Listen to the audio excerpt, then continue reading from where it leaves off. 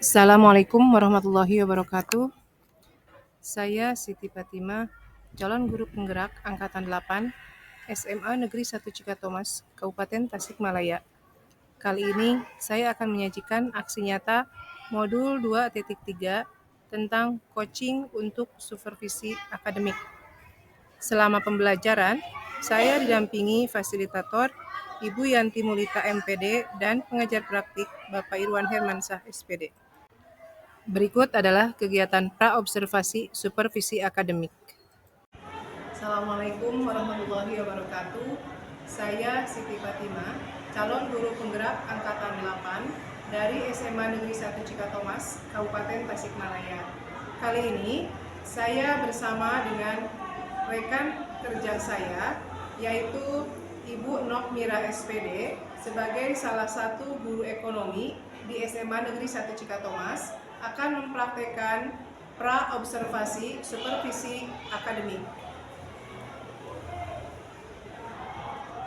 Assalamualaikum. Waalaikumsalam Ibu. Apa kabarnya hari ini, Neng? Alhamdulillah baik Ibu. Bagaimana dengan Ibu? Alhamdulillah baik juga. Terima kasih, Neng, atas waktunya. Neng meluangkan waktu untuk sekedar ngobrol-ngobrol ya, Neng, ya, santai sajalah. Kita akan berdiskusi seputar persiapan pra-observasi untuk kegiatan supervisi akademik nanti. Nah, Ibu mau nanya nih, sudah persiapan sejauh mana untuk kegiatan supervisi akademik nanti? Untuk sejauh ini saya sudah menyiapkan dari segi rencana pembelajaran. Saya sudah membuat modul pembelajaran, di mana dengan adanya modul pembelajaran itu saya nanti akan terencana memberikan materi kepada peserta. Baik, berarti Neng sudah menyiapkan modul pembelajaran ya. Nah, dari modul pembelajaran itu kan ada beberapa bagian pentingnya. Di antaranya kan ada tujuan pembelajaran. Nah, kira-kira tujuan pembelajaran apa yang Neng nanti akan sampaikan kepada siswa-siswa Neng nanti di dalam kelas? Kebetulan Ibu materi berjalan saat ini itu sedang di dalam konsep ekonomi gitu, Ibu baru satu bagian dari literasi keuangan dan skala prioritas. Jadi adapun ya tujuan pembelajaran yang akan saya sampaikan kepada peserta didik itu yang pertama, peserta didik diharapkan mampu memahami literasi keuangan. Kemudian peserta didik juga diharapkan mampu menganalisis permasalahan terkait dengan literasi keuangan. Yang ketiga, peserta didik diharapkan mampu memahami skala prioritas sebagai acuan dalam menentukan berbagai kebutuhan yang harus dipenuhi. Dan yang terakhir, peserta didik ini diharapkan mampu menyusun skala prioritas kebutuhan dasar sesuai dengan kondisi di lingkungan sekitar mereka. Dari beberapa tujuan pembelajaran tadi, kira-kira area mana yang akan dikembangkan? Yang akan saya kembangkan itu ya Bu, terkait dengan pemahaman dan juga keterampilan siswa. Apa ada alasan tertentu kenapa Neng ingin mengembangkan hal tersebut? Literasi keuangan itu kan merupakan suatu kecakapan atau pengetahuan mereka. Jadi terkait dengan keuangan, otomatis mereka harus paham dulu apa sih yang maksud dengan literasi keuangan ini. Kemudian ketika ada permasalahan yang terjadi di kehidupan sehari-hari mereka itu otomatis harus bisa menanggulangi seperti itu. Jadi nanti anak-anak bisa memecahkan masalah sendiri ya setelah memahami tentang literasi keuangan. Nah, untuk mencapai tujuan tersebut gitu kan ya, pasti Neng punya strategi tertentu bagaimana nanti yang akan dikembangkan dalam kelas. Strategi pembelajaran Ibu yang akan saya gunakan itu di sini adalah strategi berdiferensiasi gitu. Kemudian nanti akan dikombinasikan dengan sosial emosi. Bisa sedikit digambarkan bagaimana proses pembelajaran diferensiasinya? Jadi kan tingkat kecerdasan peserta didik itu berbeda-beda gitu ya. Jadi mereka itu ada yang suka belajar dengan gaya belajar audio visual, ada yang suka dengan melihat saja gitu, ada yang suka mendengarkan. Jadi saya menggunakan kombinasi ini untuk mencapai tujuan tersebut. Baik, jadi Neng nanti akan memberikan fasilitas gitu ya kepada anak bagi yang suka dengan melihat gitu, jadi mereka juga akan senang belajar dengan cara melihat materi gitu. Ada yang juga dengan cara mendengarkan, jadi mereka akan terfasilitasi semua gitu ya. Baik ya. Ini sekarang mau nanya nih, selain tadi ada strategi yang mereka akan kembangkan, bagaimana dengan model pembelajarannya nanti? Untuk model pembelajaran yang akan saya gunakan di dalam pembelajaran ini, saya menggunakan problem based learning atau pemecahan masalah. Ya, bisa digambarkan seperti apa itu model Jadi problem based learning? model ini nanti akan disajikan sebuah masalah gitu Ibu, terkait dengan materi yang akan disampaikan kepada siswa. Nah, nanti siswa itu harus memecahkan masalah ini gitu, memberikan solusi serta jawaban yang menurut mereka itu tepat gitu di dalam mengatasi permasalahan tersebut. Iya.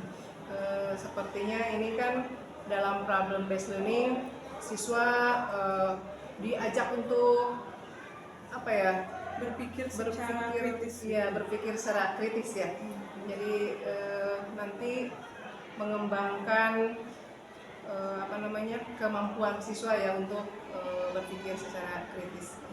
Itu kan sesuai dengan itu ya, profil pelajar Pancasila ya. Nah, jadi siswa nanti diharapkan terbiasa Bernalar kritis. terbiasa untuk bernalar secara kritis. Bagus ya Neng ya. Itu kan tadi sudah dengan model ya. Bagaimana sekarang dengan metode pembelajarannya nanti? Untuk metode pembelajaran yang akan saya gunakan di sini, mereka itu akan berdiskusi secara kelompok gitu. Jadi dibagi ke dalam beberapa kelompok yang terdiri dari beberapa siswa. Mereka akan melakukan diskusi, tanya jawab, serta nanti di akhir harus mempresentasikan gitu di depan kelas perwakilan dari kelompok. Ya, baik. Itu kan langkah-langkahnya sudah tergambarkan gitu kan ya dengan baik. Tapi ini mungkin saya ingin nanya bagaimana dengan penilaiannya nanti? Untuk penilaian nanti gitu ya Bu, jadi dilakukan secara berkelanjutan dengan menggunakan strategi observasi serta penilaian kinerja. Karena nantinya akan saya bagikan LKPD ya Bu, lembar kertas kinerja peserta didik. Jadi di situ saya akan menilai jawaban dari LKPD tersebut. Baik, Neng, kita udah bicara tadi dari awal sampai akhir nih ya. Dari tujuan sampai penilaian gitu kan dalam langkah-langkah dalam modul tadi gitu ya. Apa yang bisa Neng simpulkan dari pembicaraan kita? Jadi nanti ya Bu, saya itu di dalam kelas biasa melakukan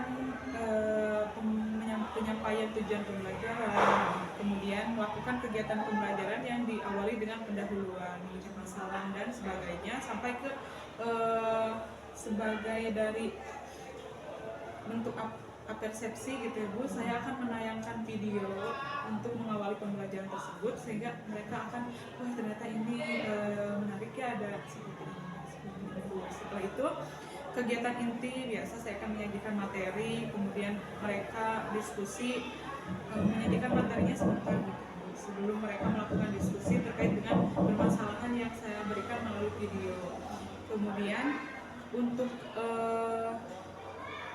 mengatasi kejenuhan misalnya Bu, ketika ada kejenuhan terjadi, saya akan melakukan ice breaking dulu sekitar 5 menitan itu sebentar saja untuk menggugah kembali semangat mereka dalam belajar.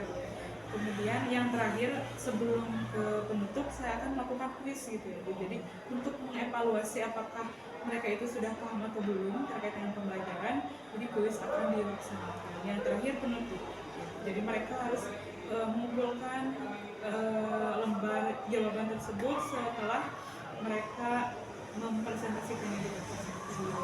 Bagus, itu kan sudah tergambarkan dengan jelas ya. Tapi kira-kira kapan Neng nanti akan praktik mengajarnya? Kebetulan ada jadwal saya itu hari Kamis itu dengan kelas 10 Sabtu. Ya, berarti besok hari Kamis ya? Di jam keberapa itu? Kedua dan ketiga. Jam kedua dan ketiga. Ya, baik. Terima kasih Neng atas pembicaraannya. Mudah-mudahan ya nanti Neng bisa melaksanakan praktik mengajar dengan lancar sesuai dengan rencana. Oke. Terima kasih atas waktunya. Ya, Assalamualaikum warahmatullahi wabarakatuh. Kegiatan observasi supervisi akademik. Udah siap belajar adik-adik? Semangat nggak hari ini? Semangat ya. Sebelum kita masuk ke pelajaran biasa ya, ibu di absen dulu, dilihat kehadiran adik-adik.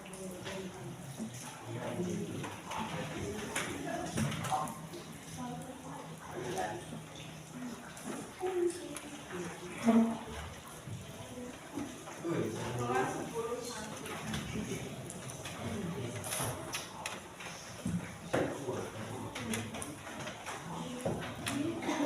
Aceh Pripa, Adistiana, Agung, Airina, Abbas, Alia, Andika, Dapa, Dea, Desi, Diki, Erwin, Ervi, Fahri, Pani, Tika, Gilang, Lutfi, Lalada, Lutfi, kemana? Nifah, Muhammad Rizki, Nabila, Neneng. Buat hari ini kita akan belajar ya terkait dengan literasi keuangan dan skala prioritas. Ada yang sudah pernah membaca belum? Ada yang sudah pernah mengetahui atau mencari tahu dulu terkait dengan materi tersebut? Ada belum?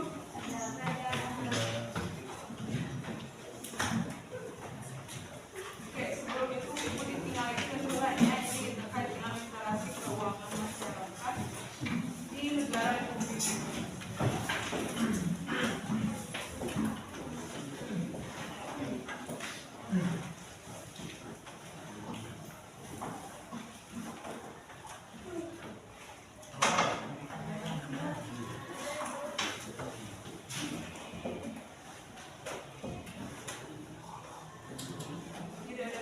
Kecamatan Jeru Tuban, Jawa Timur mengaku menyesal telah menjual lahannya. Hal ini lantaran mereka kehilangan mata pencaharian dan pemasukan rutin seperti saat mencari petani. Sebelumnya, saat mendapatkan kompensasi, banyak warga yang memilih membelanjakan uangnya untuk membeli mobil dan barang konsumsi. Padahal, ada sejumlah cara mengelola uang tersebut agar tetap produktif. Perencana keuangan Aidil Akbar mengatakan, literasi keuangan penting bukan hanya diberikan pengetahuan atau teori, namun pendampingan mulai dari membuka rekening hingga pemilihan produk investasi, khususnya di daerah pedesaan. Entah itu di balai kota, entah itu di ruang-ruang pertemuan, gitu nanti langsung dibuatkan bilik-bilik untuk konsultasi. Dan juga memang kita akan butuh bantuan produk-produk keuangan, lembaga keuangan yang memang berada di kabupaten kota tersebut untuk langsung dieksekusi, gitu. Jadi nggak cuma bicara di atas kertas teorinya seperti ini, enggak. Jadi langsung eksekusi bukan. Yang sering terjadi adalah bahkan mengisi formulir aja mereka nggak tahu karena pemahaman mereka tentang produk keuangan, pemahaman mereka tentang pengelolaan keuangan itu masih sangat-sangat minim sekali. Aidil menambahkan, jarak yang jauh, masih sulitnya akses digital, serta sumber daya manusia yang kompeten membantu untuk mengatur keuangan masih menjadi tantangan.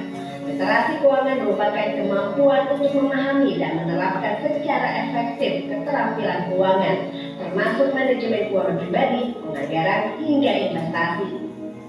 Menurut Survei Nasional Literasi dan Inklusi Keuangan OJK pada 2019, Literasi keuangan atau melek keuangan masyarakat Indonesia baru mencapai 38% dari total penduduk lebih dari 270 juta jiwa. Sebagai upaya meningkatkan literasi, OJK berkolaborasi dengan semua pihak dan menyusun berbagai strategi nasional, yaitu Literasi Keuangan Indonesia atau SNLKI 2021 hingga 2025, Learning Management System Edukasi, buku saku literasi keuangan sebagai pusat penghubung pembelajaran, pelatihan secara daring dan luring. Mengenai Strategi Nasional Literasi Keuangan atau SNLKI tahun 2021 sampai 2025. Yang kedua yaitu Learning Management System yang merupakan edukasi keuangan, dan yang ketiga adalah buku saku literasi keuangan bagi calon pengantin. Hal ini merupakan upaya otoritas jasa keuangan untuk meningkatkan literasi keuangan masyarakat guna mencapai indeks inklusi keuangan pada tahun 2024 sebesar 90%. Diharapkan dengan adanya infrastruktur literasi keuangan, masyarakat semakin melek dan bijak dalam mengelola keuangan dan tidak terjebak dengan masalah keuangan dan penipuan, serta meningkatkan perekonomian nasional. Nova Nayasaka, Barang Maestro, Jakarta. Oke, selesai ya. Yang ini ada satu lagi.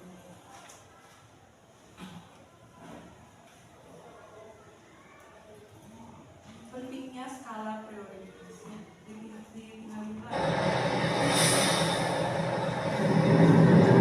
Kalau saya traveling, lalu saya tracking, itu seringkali itu komputer nggak cukup. Kalau udah ditekan dulu itu komputer nggak bisa juga.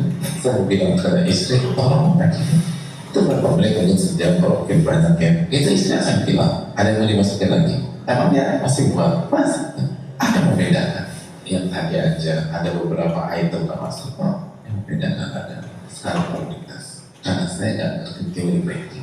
Saya nggak tahu apa barang yang harus diprioritaskan masuk pertama, sehingga mana saya main masuk-masukin aja. Istri saya tahu skala prioritas. Kalau packing yang pertama kali masuk ini, keduanya ini, yang ketiganya ini. Akhirnya efisiensi rumah semuanya masuk. Hidup itu begitu juga. Yang membuat hidup kita berantakan bukan urusan kita banyak. Rasulullah lebih banyak urusannya dibanding kita. Abu Bakar lebih sibuk daripada kita. Umar Utsman, Ali, nah kebanyakan urusannya siapa? Kenapa sekali selesai? Radhiyallahu anhu. Karena mereka tahu skala prioritas dan mereka total di prioritas pertama, yaitu mencari Allah, meloloskan keberkahan. Itu semua masalah selesai. Bukan mereka tinggalkan, mereka kerjakan dunia mereka dengan tepat skala prioritas, semuanya selesai.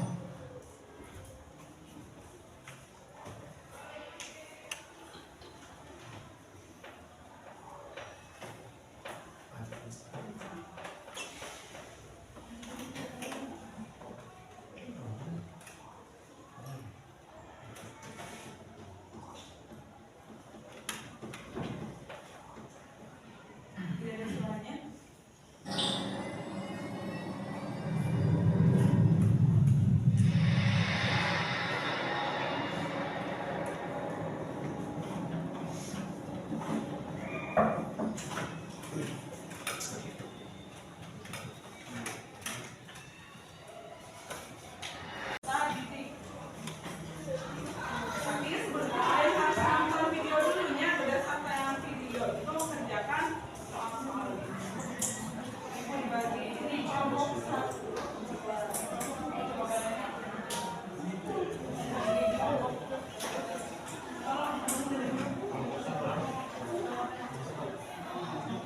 Isi nama dan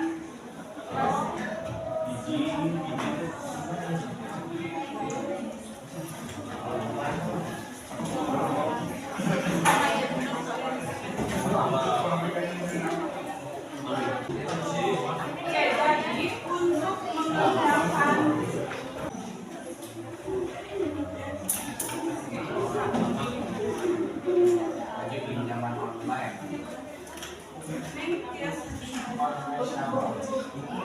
nah ini jadi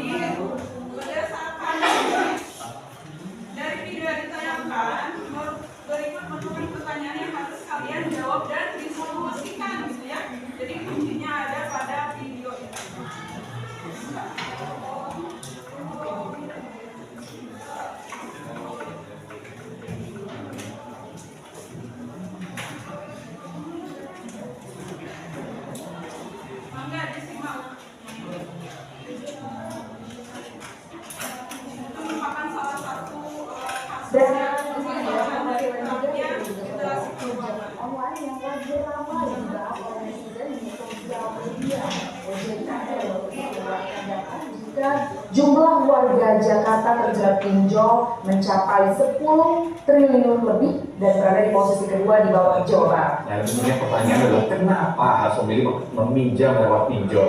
Untuk apa sebenarnya mereka menggunakan uang dari pinjaman online ini? Kita ikuti diskusi.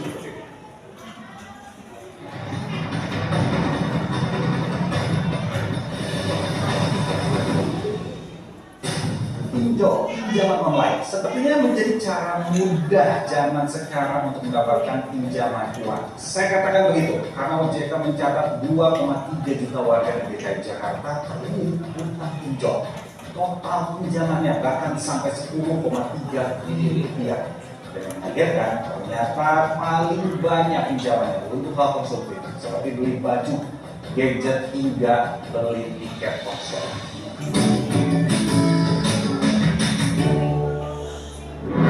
Setuju kan? Caranya yang mudah, kayaknya jadi salah satu daya tarik masyarakat mengambil pinjaman online saat butuh uang untuk mendapatkan sesuatu. Saya tanya dulu, kalian pernah nggak pinjam online?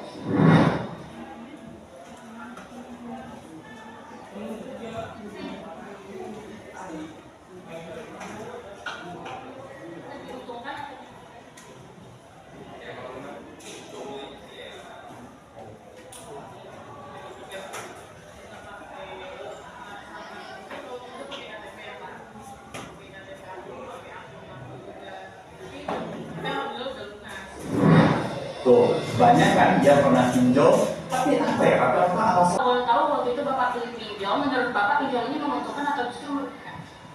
Ya, kalau masuk ibu tuh ya menguntungkan, kalau masuk dibayar yang merugikan sih. Kalau keuntungannya itu cuma cair katanya bunga, cuman kalau kerugiannya ya memang besar. Kenapa waktu itu kamu pilih?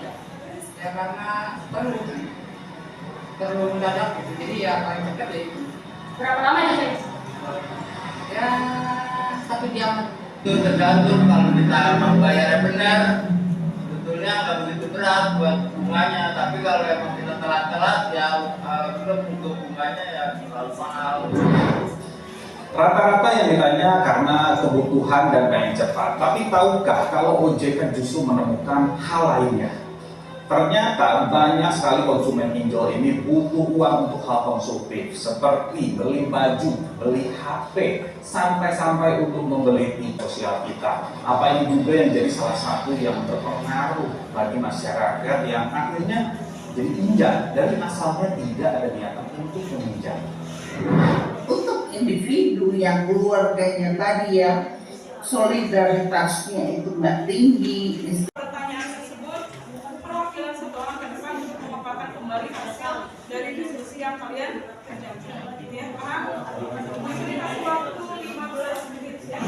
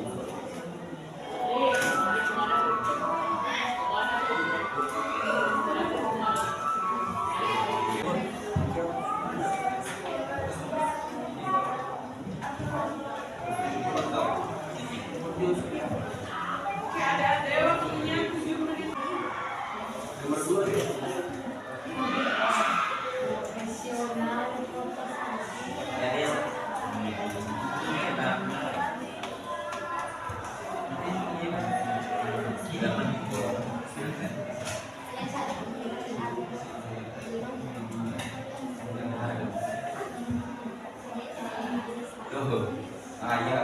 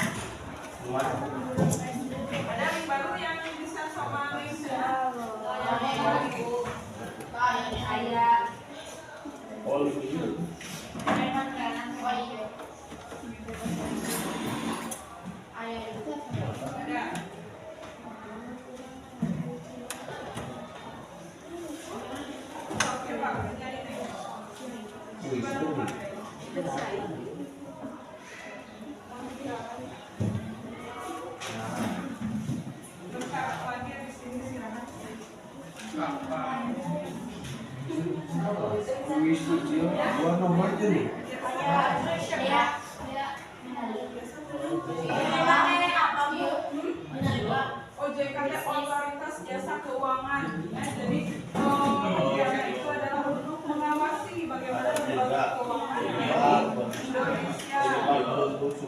Iya, yang Islam.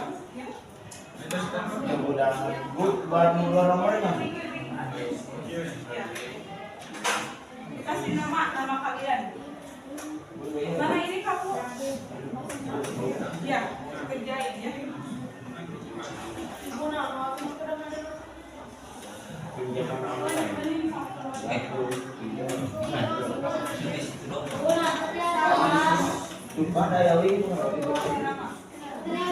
Continue. Dikasih nama. Oleh ekonomi di kelas.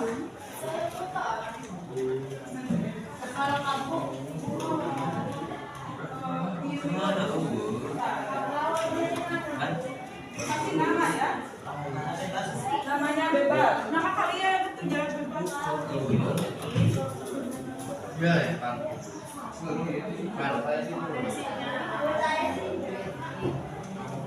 Ibu atau tadi Mak? Ya, sih.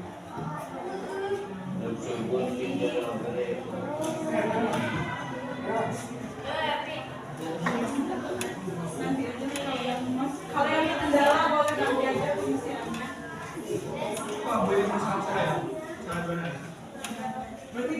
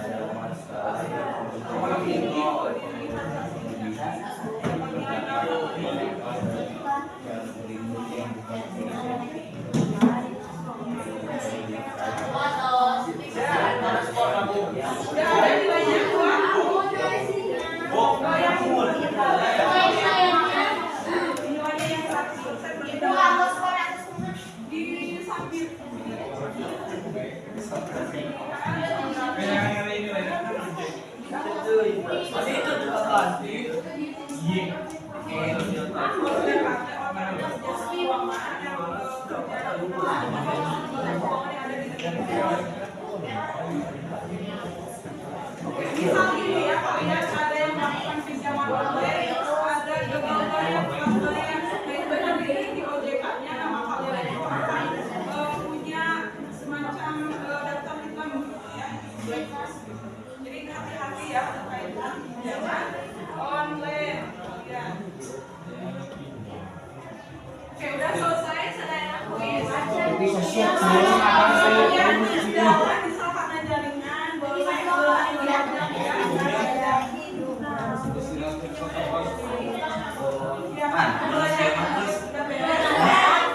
Gimana ini pembelajaran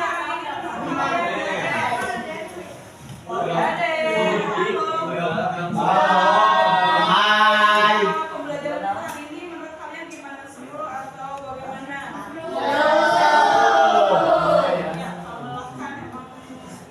Semangat lagi ya, Dek. Oke, tapi buat hari ini bukan sekian, harap kalian memahami terkait dengan pembelajaran kita yang hari ini ya. Assalamualaikum warahmatullahi wabarakatuh.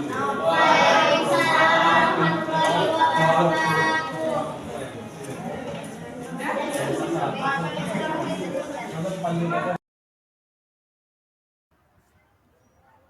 Berikutnya adalah pasca observasi supervisi akademik.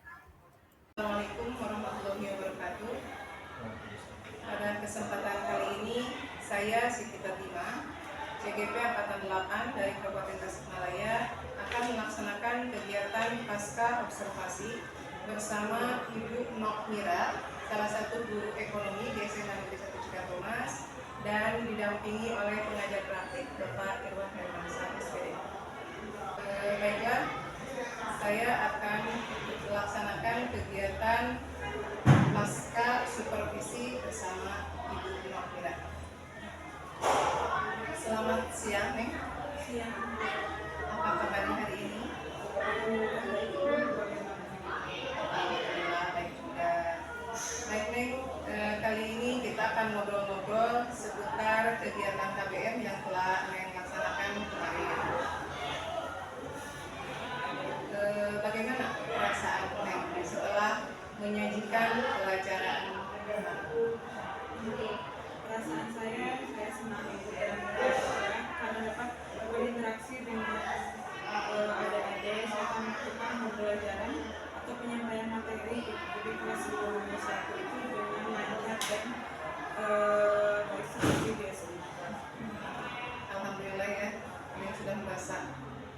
senang ya juga dengan menyampaikan materi kemarin.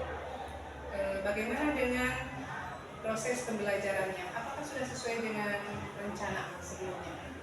Untuk pembelajaran sendiri saya rasa sudah sesuai dengan modul ajar yang saya siapkan. Jadi saya sudah mengusahakan untuk mengikuti alur dari perencanaan yang ada di dalam modul ajar tersebut. Jadi Neng sudah mengajar sesuai dengan alur yang telah disiapkan kemarin yang sesuai dengan modul ajar. Baik, Neng bisa menceritakan nggak apa yang telah Neng rasakan puas gitu dalam pembelajaran kemarin di dalam kelas? Itu di tengah sesi yang seperti biasa pembelajaran akan merasa bosan mereka sesuatu itu. Jadi di sana saya ingin membangkitkan kembali semangat mereka itu diselipi dengan SBK. SBK itu akan memudahkan laksanaku, membangkitkan lagi semangat mereka. Kemudian saya juga di dalam pembelajaran ini memberikan hal baru, di mana ada video serta poster di dalam pembelajaran yang saya lakukan, sehingga gaya belajar mereka itu terpenuhi lebih baik dari segi audionya, kemudian dari segi visualnya, dan juga dari segi audiovisualnya. Menarik ya Neng ya, sudah bisa menyajikan berbagai hal baru gitu ya dalam pembelajaran. Nah ini bagaimana dengan tujuan pembelajaran itu sendiri? Apakah sudah tercapai? Untuk tujuan pembelajaran saya rasa sudah tercapai, ditandai dengan hasil diskusi siswa melalui KPD yang saya siapkan itu sudah memuaskan. Jadi artinya mereka sudah paham serta mampu mengaplikasikan terkait dengan literasi keuangan dari skala prioritas dalam kehidupan sehari-hari. Jadi tujuan pembelajaran sendiri juga sudah dapat dicapai. Namun bagaimana menurut Neng? Masihkah itu melihat siswa-siswa di kelas merasa kesulitan pada saat mengikuti pembelajaran kemarin? Untuk itu saya menyelidiki gitu, ada beberapa siswa yang merasa kesulitan, di mana pada saat berdiskusi itu ada teman dalam sekelompoknya itu yang malah fokus main HP, ngobrol dengan teman yang lainnya, bahkan ada yang sampai tidur. Jadi hal itu kan berarti tidak terjadi diskusi dengan baik. Mungkin itu suatu kesulitan siswa dalam belajar ketika ingin benar-benar fokus belajar. Itu ya menjadi salah satu kesulitan siswa. Bagaimana dengan kesulitan Neng sendiri dalam menghadapi untuk rencana saya ke depannya gitu. Jadi saya akan melanjutkan pembelajaran sebagaimana modul ajar yang sudah saya siapkan. Kemudian saya juga akan membahas sedikit sekilas terkait dengan materi yang sudah sebelumnya dilakukan untuk acuan dari materi yang akan dipelajari ke depannya. Setelah itu saya juga akan memaksimalkan diri untuk lebih baik lagi melalui kekurangan di pertemuan sebelumnya. Kemudian karena ada beberapa siswa yang mungkin merasa kesulitan dalam belajar, saya akan memfasilitasi yang namanya kelompok belajar ekonomi. Kelompok belajar ekonomi. Jadi Neng punya rencana untuk mengembangkan kegiatan pembelajaran supaya lebih bagus lagi ke depannya dengan kegiatan kelompok belajar ekonomi. Nah, Neng bisa menceritakan nggak kira-kira apa sih yang menjadi tujuan dari kelompok belajar ekonomi itu sendiri? Tujuan dari kelompok belajar ekonomi itu sendiri adalah untuk mewadahi siswa yang merasa kesulitan dalam belajar, pastinya yang berkaitan dengan materi ekonomi. Kemudian yang kedua, sebagai wadah untuk mempersiapkan diri mengikuti kompetisi-kompetisi yang ada di tingkat SMA seperti OSN dan juga KSN. Jadi dengan kelompok belajar itu bisa menyiapkan siswa supaya bisa bertanding gitu ya di tingkat ekonomi. Jadi apa sih yang menjadi ukuran keberhasilannya dari kegiatan? Tingkat keberhasilan ditandai dengan siswa yang keadaan mungkin tidak merasa tidak mampu untuk belajar ekonomi, tidak paham misalnya mereka menjadi lebih paham karena ada sedikit penambahan akan paham. Kemudian dengan keberhasilan dari segi kompetisi mungkin juara mewakili sekolah kan atau museum. Nah, tentunya untuk mencapai keberhasilan itu, perlu adanya keterlibatan beberapa orang ya, supaya kegiatan itu bisa berjalan dengan lancar dan lebih baik. Kira-kira siapa yang bisa mendukung dalam kegiatan itu? Saya pasti para sekolah mungkin dari lokasi kesiswaannya yang menyediakan kegiatan yang mewadahi kegiatan ekstrakurikuler. Kemudian karena saya merupakan guru baru di Kultur, saya akan meminta bimbingan kepada guru-guru senior di MGMP. Ya, bagaimana dengan waktunya? Kira-kira kapan kegiatan bimbingan kelompok ekonomi itu bisa dilaksanakan? Untuk ini kebetulan waktunya setiap minggu sekali gitu. Untuk jadwalnya sendiri itu di sekolah setiap hari Rabu. Kelompok belajar ekonomi itu dilaksanakan seminggu sekali ya, setiap hari Rabu setelah pulang sekolah. Baik Neng, terima kasih atas waktunya. Nah sekarang kita dengarkan bagaimana umpan balik dari Bapak pengajar praktik. Assalamualaikum warahmatullahi wabarakatuh. Terima kasih atas kesempatannya. Saya masih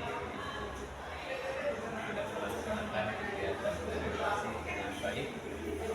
Ada beberapa hal yang catatan, di antaranya saya mengapresiasi sekali dari mulai percakapannya dan punya tujuan yang jelas dari hasil analisis observasi pembelajaran yang telah dilaksanakan.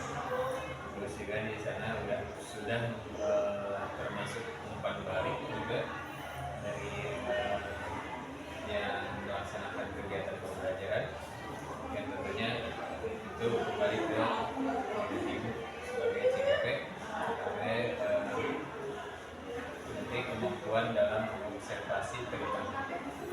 Yang selanjutnya yaitu ibu sudah memberikan catatan yang menarik sehingga ibu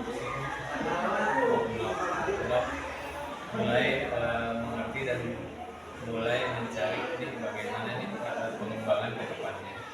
Itu sudah bagus sekali, sudah merasa apa yang akan menjadi tindak lanjut ke depannya. Mungkin tidak banyak yang saya dapat. Sekali lagi terima kasih atas kegiatannya dan terima kasih bagi Assalamualaikum warahmatullahi wabarakatuh. Terima kasih Bapak atas umpan baliknya. Terima kasih juga Neng atas waktunya. Mudah-mudahan ya pendidikan di Indonesia khususnya di SMA Negeri 1 Cikatomas akan lebih baik lagi. Minimal sekarang hari ini lebih baik dari hari kemarin. Itulah tadi kegiatan pasca observasi yang telah saya lakukan bersama rekan sejawat saya di SMA Negeri 1 Cikatomas. Terima kasih dan wassalamualaikum warahmatullahi wabarakatuh. Berikut adalah rencana pengembangan diri dari salah satu rekan kerja, yaitu Ibu Nokmira SPD, sebagai salah satu guru ekonomi di kelas 10.1 SMA Negeri 1 Cikatomas, Kabupaten Tasikmalaya pada tahun ajaran 2023-2024. Aktivitas pengembangan yang akan dilakukan, yang pertama adalah belajar ekonomi secara insidentil saat diperlukan. Tujuan yang hendak dicapai adalah memahami materi dan terampil mempraktikkan materi yang telah dipelajari dalam kehidupan sehari-hari. Ukuran keberhasilannya adalah siswa memahami materi dan terampil mempraktikkan materi yang dipelajari dalam kehidupan sehari-hari. Faktor pendukungnya adalah 1. Semangat siswa yang ingin belajar lebih lanjut tentang pelajaran ekonomi. Yang kedua, guru ekonomi itu sendiri. Yang ketiga adalah buku penunjang materi kelas 10. Waktu yang digunakan adalah waktu istirahat atau pulang sekolah. Aktivitas yang kedua adalah pembentukan kelompok belajar mata pelajaran ekonomi. Tujuannya adalah menyiapkan siswa untuk menjadi juara KSN dan OSN pada mata pelajaran ekonomi. Ukuran keberhasilannya adalah siswa mendapatkan juara 1, 2, atau 3 tingkat kabupaten dan provinsi. Faktor pendukungnya adalah siswa yang berbakat di bidang ekonomi, buku-buku soal-soal olimpiade, guru pembimbing, dan kepala sekolah sebagai penanggung jawab. Waktu pelaksanaannya dilaksanakan setiap hari Rabu sepulang sekolah, setiap minggu. Refleksi diri pelaksanaan coaching untuk supervisi akademik. Sebagai coach, saya merasa bahwa selama percakapan sudah berjalan dengan baik dengan melakukan alur tirta. Yang masih perlu diperbaiki adalah menanyakan pertanyaan berbobot. Yang saya lakukan supaya tetap dalam kondisi present sebelum dan saat melakukan coaching adalah konsentrasi penuh pada coach dengan mendengarkan semua perkataannya. Yang perlu dilakukan untuk meningkatkan keterampilan coaching adalah sering berlatih dengan rekan sejawat atau murid-murid saya. Berikut adalah refleksi dari coach. Coach merasakan senang karena mendapatkan pengalaman baru dalam meningkatkan kemampuan mengajarnya bersama siswa di dalam kelas. Itulah aksi nyata modul 2.3 yang telah saya lakukan. Terima kasih dan wassalamualaikum warahmatullahi wabarakatuh.